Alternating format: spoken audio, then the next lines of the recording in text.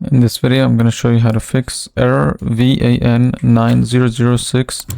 This version of Vanguard requires Windows 20 H1 or later. So first thing you need to do is under your game where you see Valorant. So just right click on the game icon and then go to properties, compatibility, then just select these three options. Click apply and then click OK. Next thing you want to do, go to CMD, run as administrator, and here you're gonna write two commands.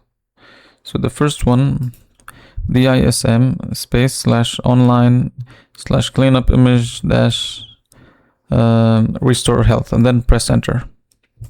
And then write the second command, sfc /scan now, and then press enter and wait for it to load and finish loading. Once it's done, you can just close down this window. Now I also recommend to check if there is any Windows update. So checking if there's any updates can actually sometimes fix any bugs or issues with your game. Just always stay up to date. Now let's say you did all of this and you're still having issues. Then what you can do is you can try to actually uninstall the game and reinstall it.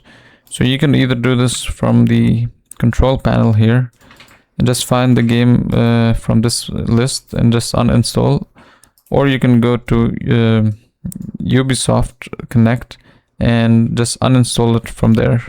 So here I am on Riot Client.